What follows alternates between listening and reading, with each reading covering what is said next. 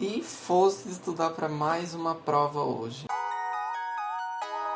Bebezonas, olha só, mais uma vez eu vindo aqui um pouquinho antes de uma prova só para fazer vídeo para vocês e ao mesmo tempo me ajudar, né, a entender um pouco melhor o assunto, até porque para fazer um vídeo preciso saber dele para falar, né? Então é meio complicado.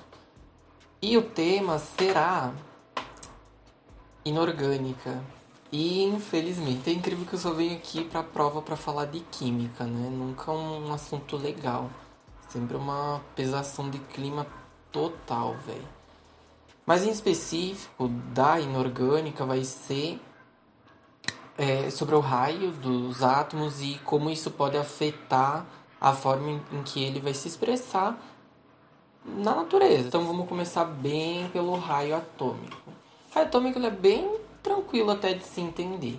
Ele é uma relação entre a repulsão elétron-elétron que tem num átomo menos a atração que o elétron vai ter com o núcleo. Então o núcleo vai ter uma carga positiva que vai atrair a carga negativa do elétron e eles vão se aproximar.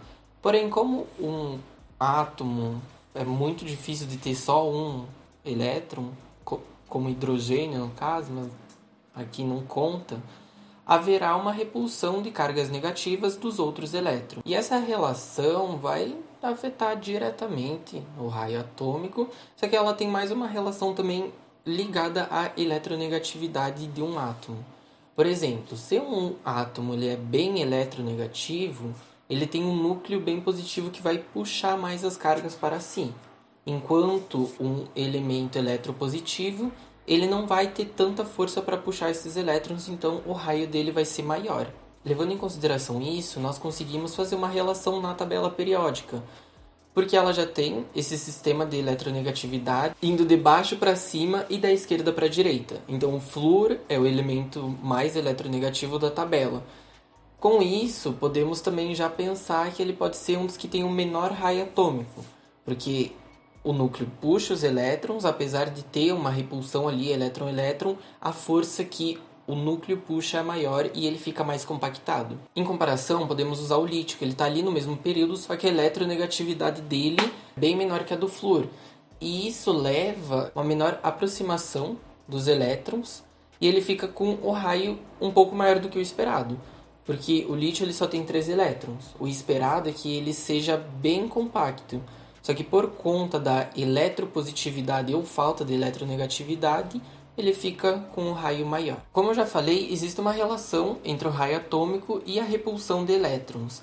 Então, levando em consideração isso, é evidente que na formação de íons, o raio atômico tende a aumentar ou diminuir dependendo da carga que o átomo assume. Um íon que perde elétron, formando um cátion, vai ter o seu raio reduzido drasticamente, porque a repulsão elétron-elétron vai diminuir e vai ficar bem mais compacto.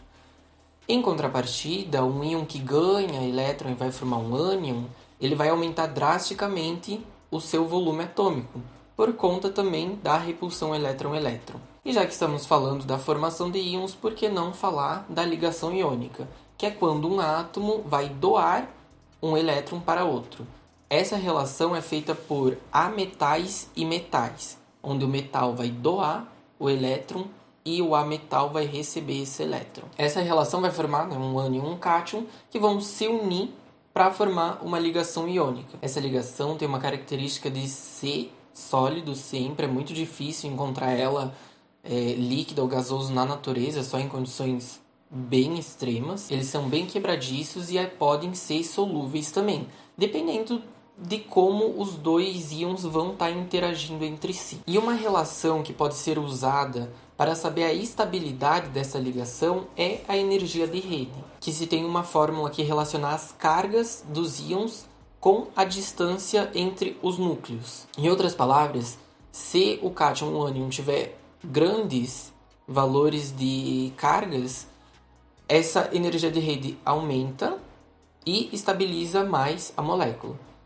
Porém, se a distância dos núcleos for muito grande, vai diminuir. Então, existe uma relação diretamente proporcional com a carga e uma inversamente proporcional com a distância. Só para deixar claro, essa distância ela varia com o volume do átomo. Então, íons muito grandes acabam por tendo essa energia menor. Vai ser uma energia bem menor por conta dessa distância que é inversamente proporcional ao valor dela. E isso já podemos entrar também na questão da solubilidade. Quando se tem uma energia de rede baixa, os íons não tendem a se separar com tanta facilidade.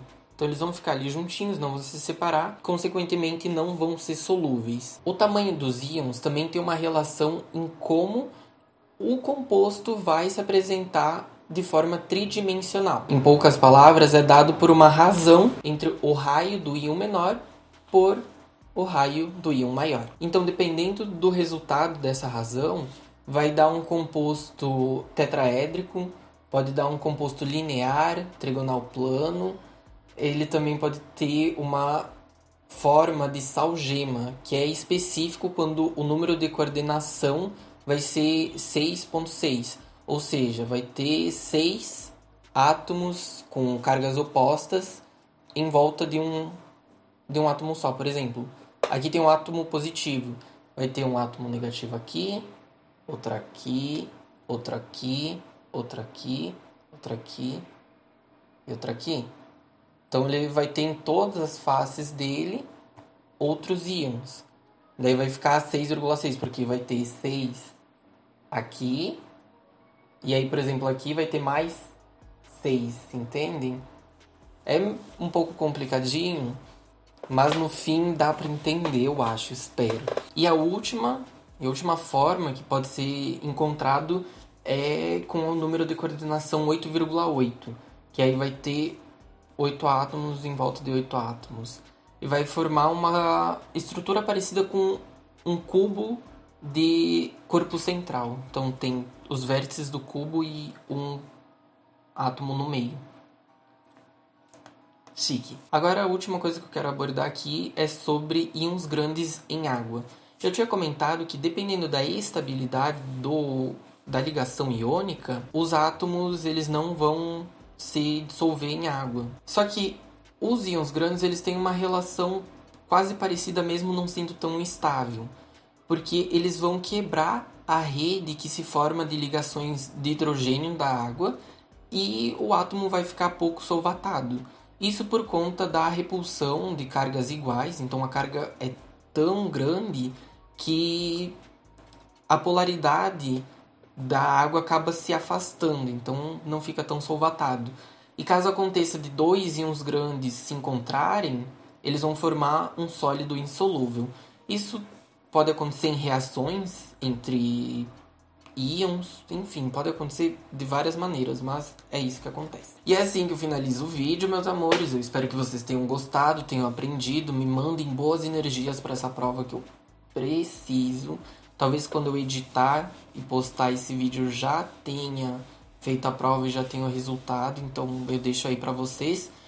Se não, caso eu lembrar de colocar depois, eu deixo fixado aí nos comentários se eu fui bem ou não. Mas não se esquece aí de curtir, comentar, compartilhar com alguém que vai precisar também e que não vai precisar. E se inscreva, ativa o sininho pra não perder nenhum vídeo. Ó, um beijão no teu coração. Estudem e até a próxima.